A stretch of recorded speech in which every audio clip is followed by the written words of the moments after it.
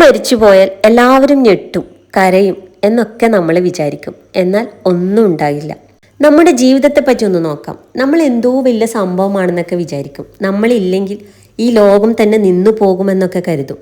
എന്നാൽ മനസ്സിലാക്കിക്കോ, നമ്മൾ ഇവിടുന്ന് അടുത്ത നിമിഷം എടുക്കപ്പെട്ടാൽ നമ്മൾ അറിയുന്ന പകുതിയിലേറെ പേർ ഒന്ന് അറിയുക പോലുമില്ല. ചുരുക്കം ചിലരൊക്കെ ചിലപ്പോൾ ഒന്ന് പതറിയേക്കാം. നമ്മോടൊട്ടി നിൽക്കുന്ന ചെറിയൊരു പിടി ആളുകൾ കുറച്ച് നാളത്തേക്ക് നമ്മളെ ഓർത്തേക്കും. പിന്നീട് അവരും മറക്കും. അങ്ങനെ നോക്കിയിരിക്കുന്ന ഞൊടിയിൽ ഒട്ടും പ്രതീക്ഷിക്കാതെ ചുമ്മാ അങ്ങ് പൊട്ടിപ്പോകുന്ന നീർക്കുമിളാണ് നമ്മൾ ഓരോരുത്തരും. നന്ദി പറയാൻ പോലും ജീവിതം നമുക്കൊരവസരം തരണമെന്നില്ല.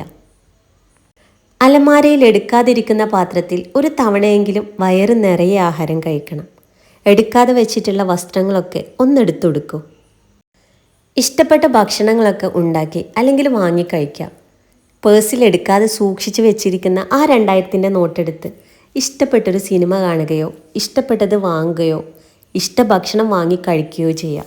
ആ മുടിയൊക്കെ ഒന്ന് വെട്ടിമിനുക്കി ഷാമ്പൂ ഇട്ട് വിടർത്തി മുറ്റത്തൊരു ചാരുകസേരയിലിരുന്ന് പ്രകൃതിയുടെ നിശബ്ദതയുടെ ഭംഗി ആസ്വദിക്കൂ.